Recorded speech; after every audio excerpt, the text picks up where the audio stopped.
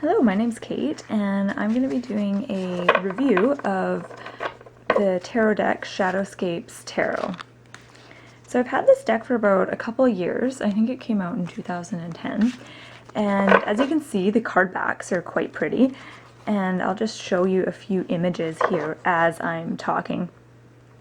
So this deck was created by Stephanie Pui-Mun, and I would probably describe her as a fantasy artist. Her pictures have a lot of fantasy elements to them, so lots of fairies and gnomes, dragons, stuff like that. And this deck is based on the Rider-Waite imagery, or the Rider-Waite symbolism. So if you are familiar with that deck, you won't have any problems interpreting this one. However, I feel like she didn't just copy the Rider-Waite deck. She's definitely brought her own interpretation to the cards.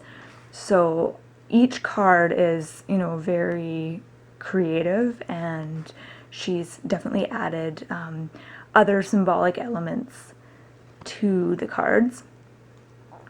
So it's not just another Rider-Waite clone. And this deck, like I said, I've been using it for the past 2 years, and I have a huge collection of tarot decks, and most of them I actually don't use. And I have about 5 decks that I use all the time for readings, and this is one of them. And as you can see, all the cards have a really positive feel. Even the more, traditionally scarier or negative cards, she still illustrated them in a way that's feels, positive and not scary. So for that reason, this is one of my favorite decks to use when I'm doing readings for friends. I always get a really positive response when I use this deck. The cards are very appealing, they're very visually appealing. People really like them. And I always get a really positive response when I use these cards. So the one thing that I notice about these cards when I'm reading with them is the way that the artist has really captured the mood of the cards. And I'll just show you a few cards to illustrate what I mean. So here we've got the 9 of Swords, and I feel like she's really captured that sort of feeling of dread, that kind of ominous feeling. And here we've got 8 of Cups, and again I feel like she's really captured that mood of kind of disappointment or letting go, moving on. Here we've got 8 of Pentacles, which is a really beautiful card. That's one of my favorites. And Page of Cups. And I just feel like each card is very unique. So sometimes you'll get a deck and the artist has, the artist will have a particular style of painting or artwork, and so all the cards might kind of look the same. And I don't get that feeling at all with this deck. I feel like each card is very unique, and it's like each card is its own little world, or its own mood, its own atmosphere. So each card is very, very different. I love this one. This is 3 of Wands, and I think this card is just beautiful. And back to 9 of Swords. So one major complaint that I have about the deck, which a lot of people have, is that the cards are very detailed, which is really lovely, and it makes for really interesting reading because you can get totally lost in the cards just looking at all the details. And doing a reading with this deck is almost like kind of peeling the layers off an onion. So you can kind of go to deeper and deeper levels of interpretation when you're reading with these cards, just because there's so much detail. Some people don't like a lot of detail in a deck, and this is definitely one of those decks that has a lot of little details. Now, my major complaint is that the cards are a normal size, tarot deck size, and because it's so detailed, it feels like you kind of have to strain your eyes to see the details. And I find myself constantly wishing that this deck was just a little bit bigger so I could actually see the details better. So that's really my only complaint, is that I wish that they made this deck a little bit bigger than they did, just because of all the details. And another thing I really like about reading with this deck is that I feel like because she's really captured the energy of the cards well, it's really obvious when you're doing especially a large spread. It's really obvious when you kind of take a step back to kind of look at the energy patterns in the reading. And I'll do 3 cards and see if I can illustrate kind of what I mean by that.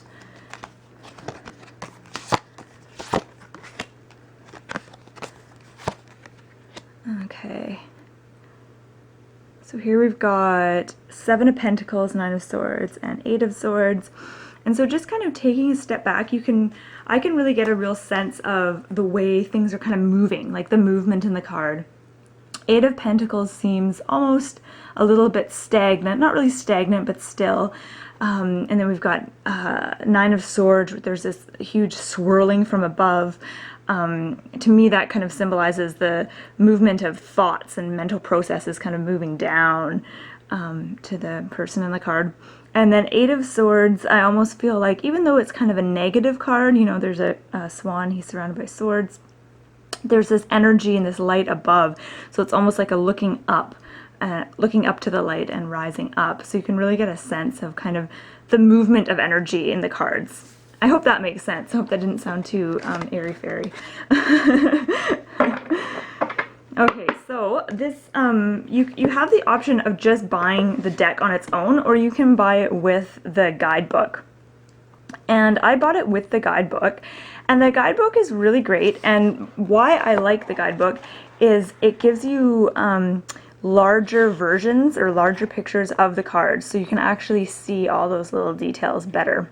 They're black and white, but it's nice to have the larger version of the card to browse at. So the bulk of this book is the card meanings and the artist's interpretation of the cards, and all the card meanings are beautifully written. It's a really nice reference tool to have, and in the beginning of the book there's a lot of really helpful information on tarot reading, so just kind of the basics about tarot reading, and then the back of the book has a variety of different tarot spreads that you can use. And she's got the typical spreads like the Celtic Cross spread, the 3-card spread, but then she also has quite a few other ones that I've never actually heard of, like the Balancing Act, a Journey, Messages from the Universe. So I would say that if you already have tons of books on tarot, you probably don't need to get the companion book. If you're just starting out with tarot and you don't have a lot of books, this is a really nice resource to have. So you will use this book a lot if you don't already have a lot of books. If you're like a deck collector and you already have lots of companion books, it's not an absolute must-have, but it is a nice companion deck to have, mainly just because you will actually be able to see the pictures of the cards blown up, which is a nice thing to be able to do. So yeah, so that's my review. So I highly recommend this deck. It's a really nice deck to use, and it has a nice feel to it, which I think is really important. So the cards aren't like, they've got a matte or matte finish. They're not like super slippery or glossy, and they're not like really thick, so they shuffle quite nicely. And they're a nice size. They can, you know, they're easy to shuffle, so that to me is really important in a deck, having like a really nice feel. So they definitely have a good feel to them.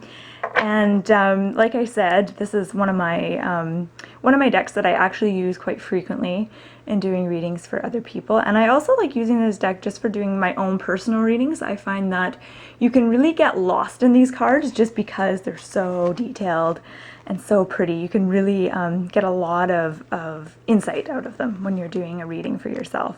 So I highly recommend this deck, and thank you so much for joining me.